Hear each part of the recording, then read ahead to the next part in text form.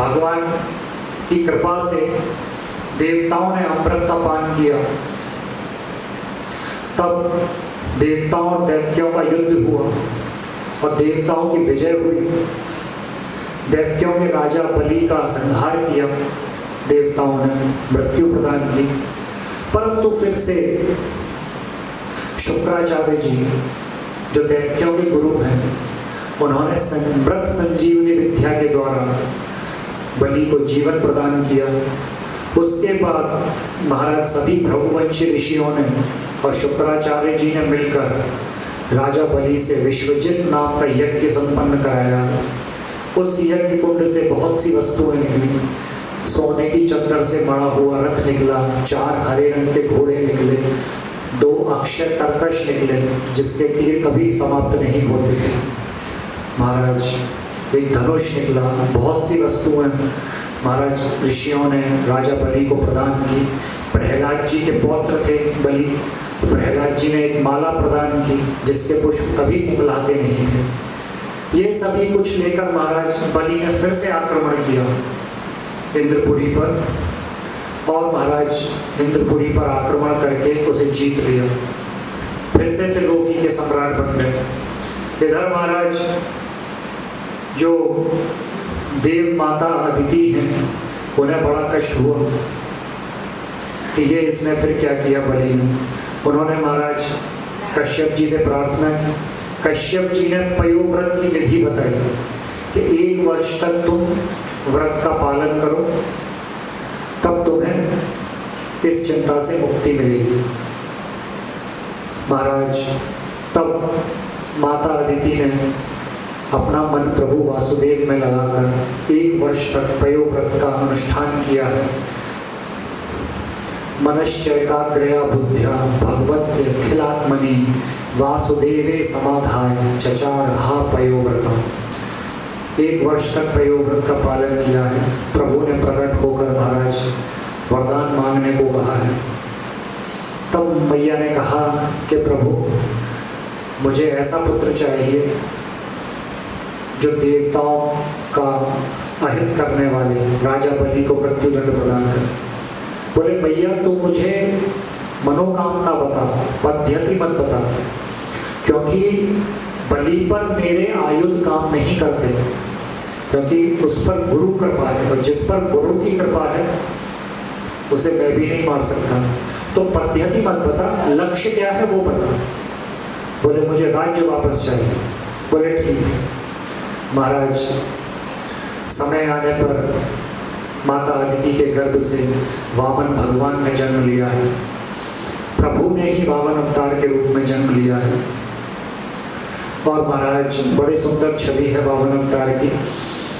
इधर सभी जब त्रिलोकी जीत ली राजा बलि ने, तब सभी भृगुवंशी ऋषि मिलकर उनसे अश्वमेध यज्ञ संपन्न करा रहे थे बहुत से।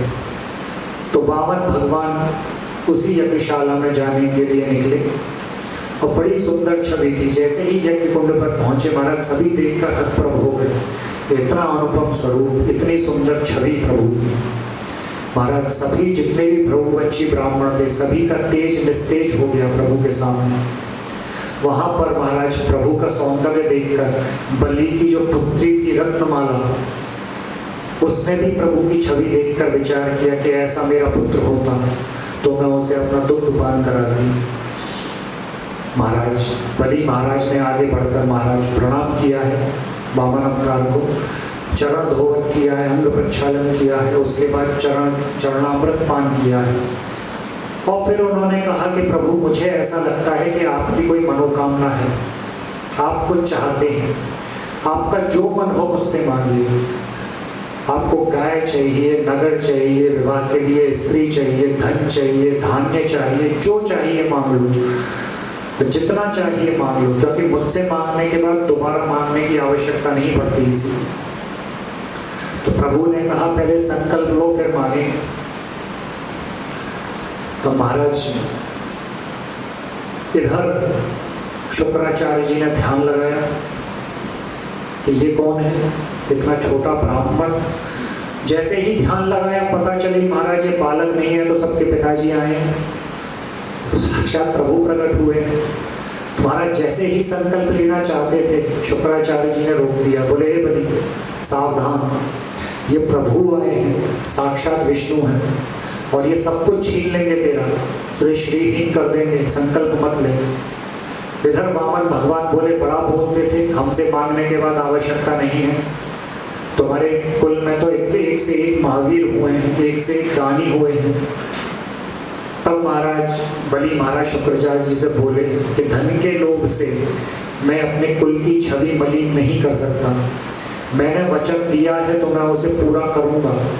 महाराज जल हेल लेकर संकल्प लेना जैसे ही प्रारंभ किया, तभी शुक्राचार्य जी ने उन्हें श्राप दे दिया कि तुम अपनी सारी लक्ष्मी खो बैठोगे बहुत जल्दी। कोई परवाह नहीं, महाराज संकल्प किया, वामन भगवान से प्रार्थना की, मांगिए प्रभु क्या मांगते हैं। तो बोले मुझे 3 पग धरती चाहिए। बोले बस? बोले इसी के लिए इतनी नौटंकी करी आपने, 3 पग धरती? बोले मांगना होता तो कुछ और मांगते, पूरा नगर दे देता मैं आपको। बोले महाराज आप 3 पग धरती दे दो, वही बहुत है, ज़्यादा से ज़्यादा कछुना चाहिए। बोले ठीक है महाराज, संकल्प लिया, 3 पग धरती ले लीजिए। इधर महाराज वामन भगवान ने अपना आकार बढ़ाना प्रारंभ किया, तो देखते देखते महाराज इतने बड़े हो गए कि एक पग से तो महाराज धरती नाप ली, एक पग से स्वर्ग नाप लिया। अब बलि महाराज से बोले बता भैया तीसरा कहाँ रखूं? ओहो, तो महाराज बलि महाराज देखकर आश्चर्यचकित हो गए। बलि महाराज ने कहा प्रभु तीसरा पैर मेरे सर पे रखिए। जैसे ही महाराज सर पे पैर रखे, इतने में ही महाराज बलि के जो भी अनुचर थे उन्होंने आक्रमण किया। उधर महाराज स्वर्ग से उनके सभी पार्षद पधारे, ब्रह्मा जी, महादेव जी सहित प्रहलाद जी भी उपस्थित हुए। तो महाराज जैसे ही अनुचरों ने आक्रमण किया, महाराज उनके सभी पार्षद नंद, सुनंद, जय, विजय, सभी में महाराज 10-10 हजार हाथियों का बल था। सभी अनुचरों को मार दिया और महाराज अपने यम जो पाश थे उनसे महाराज बलि को बांध दिया। तो ये दृश्य देखकर महाराज ब्रह्मा जी को बड़ा कष्ट हुआ। बोले प्रभु सब कुछ तो आपने ले लिया, अब तो इसे क्षमा कर दो, अब तो इसे छोड़ दो, इसकी कैसी दुर्गति बना रखी। तो महाराज बलि जैसा आत्मसमर्पण किसी ने नहीं किया। हम अभी चर्चा कर रहे थे कि नवता भक्ति के 9 आचार्य। तो यदि हम चर्चा करें 9 आचार्य, तो स्मरणम पाद सेवनम, श्रवणम कीर्तनम विष्णु स्मरणम पाद सेवनम, अर्चनम वंदनम दास्यम, सख्य आत्मनिवेदनम। तो ये जो आत्मनिवेदन, बलि महाराज आत्मनिवेदन के आचार्य हैं बलि। सभी के बारे में यदि चर्चा करें तो श्रवण के आचार्य हुए परीक्षित जी। परीक्षित जी जैसा श्रवण किसी ने नहीं किया। मृत्यु का शाप लगा था, सभी कुछ त्याग कर महाराज एक वस्त्र धारण करके 7 दिन तक सुना, महाराज कथा का श्रवण किया। उसके बाद कीर्तन के आचार्य हुए शुभदेव जी। महाराज सूर्य उदय से लेकर सूर्यास्त तक का कथा सुनाते थे। संध्या के समय कीर्तन भी स्वयं करते थे। ऐसा नहीं कि मंडली लेके बैठे थे, गाने वाले अलग, बजाने वाले अलग, कथा वाले अलग। स्वयं ही कथा करते थे, स्वयं ही संकीर्तन करते थे। तो कीर्तन के आचार्य शुभदेव जी।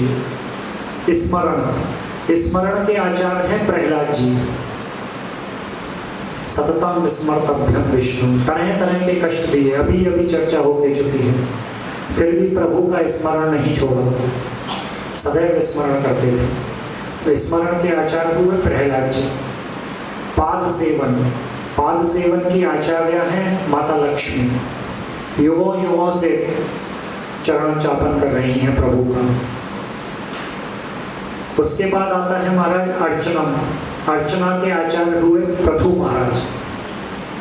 पृथु महाराज जैसी अर्चना किसी ने नहीं की महाराज। पूजा पे पूजा, पूजा पे पूजा और पूजा। प्रभु कह रहे हैं अभी तो करके चुके महाराज, अभी तो पुष्प चढ़ाए थे। बोले ये स्पेशल पूजा है। तो अर्चना के आचार्य हुए पृथु महाराज। वंदना के आचार्य हुए महाराज अक्रूर जी। अक्रूर जी जैसी वंदना किसी ने नहीं। दास्यम, दास्य के आचार्य हुए महाराज हमारे हनुमान जी। दासो हम कौशलेंद्रस्य, हनुमान जी जैसी दास्यता किसी में नहीं। और सख्य, सख्य के आचार्य हुए अर्जुन, अर्जुन जैसा सखा कोई नहीं। और अंत में आत्मनिवेदन, आत्मनिवेदन के आचार्य हुए हमारे बलि महाराज। तब महाराज जब बंधे हुए थे पाशों से, सभी ने देखा, ब्रह्मा जी ने बोला प्रभु देखा नहीं जाता है, कैसी दुर्गति कर दी आपने, सब कुछ ले लिया इसका। तो प्रभु बोले कि ब्रह्मा जी तुम नहीं समझोगे, मैं जिस पर कृपा करता हूँ उसका सब कुछ छीन ले लगा, अर्थात उसका अहंकार समाप्त कर देता हूँ। अर्थात 6 प्रकार के अहंकार बताए गए हैं, अभिमान बताए गए हैं। विद्या, रूप, जाति, कुल, धन, यौवन, अभिमान, 6 कंटक देखे जहां, रहत न भक्ति निदान। अर्थात विद्या का अभिमान, रूप का अभिमान, जाति का अभिमान। इसका ज्वलंत उदाहरण है महाराज रामचंद्र जी। जाति का अभिमान मतलब कितने कितने ऋषि वहां पे थे वन में, जिन्हें अपने कुल का अभिमान था, जाति का, ज्ञान का अभिमान था, स्वरूप का अभिमान था। सबको त्याग कर प्रभु कहाँ गए? शबरी के पास। क्योंकि जहां अभिमान, जहां ये कंटक होगा वहां भक्ति नहीं ठहर सकती। तो बलि को धन का अभिमान था कि मांग लो मुझसे क्या मांगना है, और मैंने वही छीन लिया। और जिस पे कृपा करता हूँ, जिसे पकड़ लेता हूँ, उसे कभी त्यागता नहीं हूँ। इसीलिए ब्रह्मा जी बहुत जल्दी कृपा कर देते हैं, भोले बाबा बड़ी जल्दी कृपा करते हैं, परंतु नारायण भगवान इतनी जल्दी कृपा नहीं करते। और जिसे पकड़ लेते हैं उसे कभी छोड़ते नहीं हैं। बोले पूतना भी चिल्लाई मुच्चदा मुच्चदा मेष, बोले मुझे छोड़ना नहीं आता, मुझे तो पकड़ना आता है। ऐसे ही महाराज बलि महाराज, तो सबसे पहले इसका अहंकार दूर किया। और ब्रह्मा जी अब तुम देखना, मैं इस पर जिस प्रकार कृपा करूंगा तुम देखते रह जाओगे। इसने मुझे पृथ्वी दी, मैं इसे स्वर्ग देता हूँ, अगले मनवंतर में यह मनु बनेगा। इसने मुझे स्वर्ग दिया, मैं इसे स्वतंत्र लोक बना के देता हूँ, इसके लिए अलग लोक देता हूँ मैं बनाकर। और इसने मुझे अपने आप को समर्पित किया। तो हे प्रहलाद जी, तुम इसे अपने परिकों सहित, बंधु बांधवों सहित स्वतंत्र लोक लेकर जाओ। मैं स्वयं सुदर्शन चक्र धारण करके द्वारपाल बनकर इसकी रक्षा करूंगा। प्रभु ये कहते हैं कि मेरे निमित्त जो भी दान, जो भी कर्म किया जाता है, मैं उसका 2 गुना, 4 गुना, 10 गुना, 100 गुना, 1000 गुना और कभी कभी करोड़ों गुना करके वापस लौटाता हूँ। जितना बलि से लिया नहीं, उससे ज्यादा उसे दे दिया, उसे प्रदान किया। महाराज जितने भी थे प्रभु की कृपा देखकर आनंदित हो गए और सभी ने प्रभु की जय जयकार की है। बोलिए श्री वामन भगवान की जय। जय जय श्री राधे निताई गौर हरि बोल। जो भी इस कथा लीला को सुनता है उसके समस्त पापों से निवृत्ति हो जाती है, ऐसा वर्णन इस कथा के अंत में आता है। इसके बाद महाराज अगली कथा आती है मत्स्य अवतार की कथा। ये अष्टम स्कंद के अंत की कथा है। मत्स्यावतार महाराज प्रभु के 24 अवतारों में से एक मत्स्यावतार है।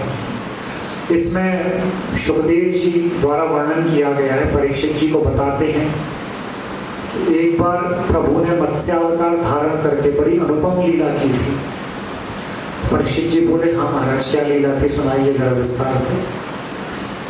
तब सुखदेव जी कहते हैं एक राजा सत्यव्रत थे।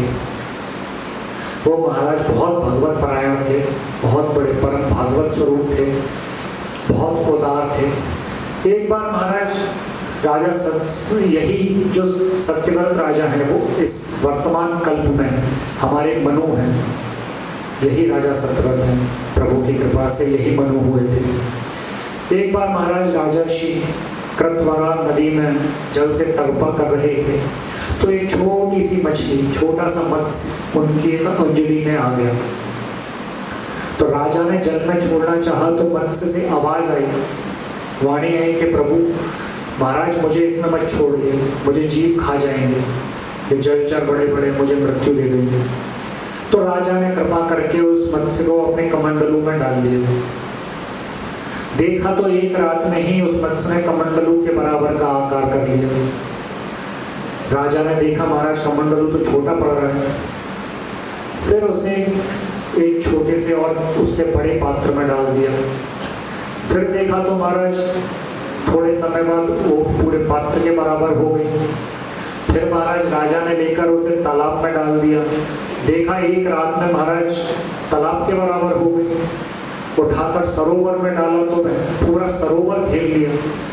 समुद्र में डाला तो समुद्र के बराबर विस्तार कर लिया।